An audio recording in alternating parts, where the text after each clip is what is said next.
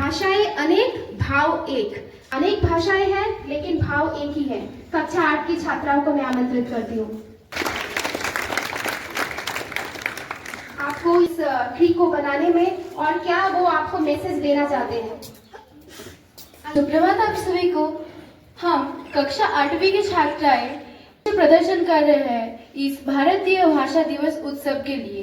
2025 के अंतर्गत हम कक्षा 8वीं की छात्री कुछ बोलना चाहते हैं इस भाषा दिवस उत्सव के लिए। हमारा भारत सबसे अच्छा देश है।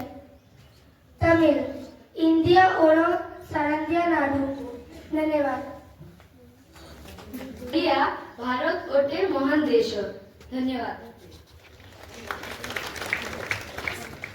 आसामी ने बताया कि एक ही बात को बताने के लिए कितनी तरीके हैं, कितनी भाषाएं हैं, परंतु हर किसी का मैसेज एक ही है कि भारत एक महान देश है। जो लोकोक्तियां हैं वो आपको बताएंगी और उसके साथ साथ भारतीय भाषाओं में उन्हीं लोकोक्तियों के अनुवाद बताएंगी। इससे आपको ये पता चलेगा कि भाषाएं तो अनेक है लेकिन हर भाषा में जो विचार है वो एक है। तो लंका ठाई इन गुजराती घरनो मानस लंका वाले। धन्यवाद। अंतरे प्रापंच लंबी चादर उतने ही पैर पसारो।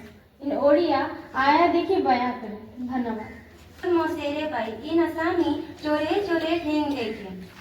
न जाने आंगन टेढ़ा इन भोजपुरी नाच न जाने कंगनवे टेढ़े। धन्यवाद। एक हाथ से ताली नहीं बजती इन मराठी एक हाथ में ताली बजत नहीं। वर्णी वैसी वर्णी इन मराठी कारुणी तासी वर्णी। इन हिंदी जहाँ जा वहाँ रहा। इन ओडिया इच्छा थिले उपाय मिले। तेलुगु गला मुंते पुली कोड़ा पुली। धन्यवाद। हिंदी आम के आम गुटलियों के दाम। इन गुजराती आम ने गोडली ना दाम। सभी को धन्यवाद। आपने देखा कि किस तरह से सभी लोगों ने आपको हिंदी में लोकोक्ति बताई और उसका भारतीय भाषा में अनुवाद बताया। प्यारे बच्चों, जो भारत देश एक इंद्रधनुष की तरह है और इंद्रधनुष में जो डिफरेंट रंग है, कलर्स हैं, वो हमारे देश की भाषाएं हैं। आपको ये समझना पड़ेगा कि भारत में जो विभिन्नता है तो एक विभिन्नता में एकता ही हमारे देश की शक्ति है।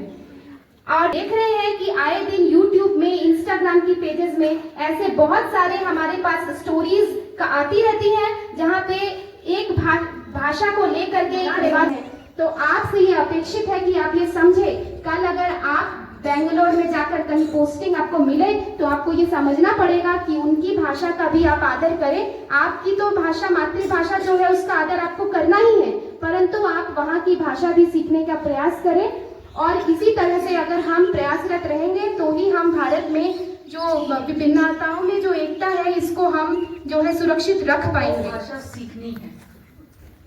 अब कोई अगर साउथ इंडियन है, वो अगर बंगाल में पोस्टेड है, उनको बांग्ला सीखना ही है। माने उनको पढ़ना भी आना चाहिए, बोलना भी आना चाहिए, समझना भी आना चाहिए।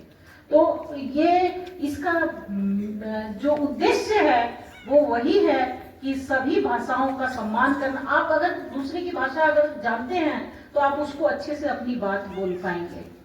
समझ में आए कि नहीं? तो दूसरा एक जो पहलू है, हमारे जो कमिश्नर सर हैं वो हर प्रिंसिपल को जो है बोल रहे थे कि आप किस जगह में जहां पर हैं आप लोग उसकी भाषा सीखिए।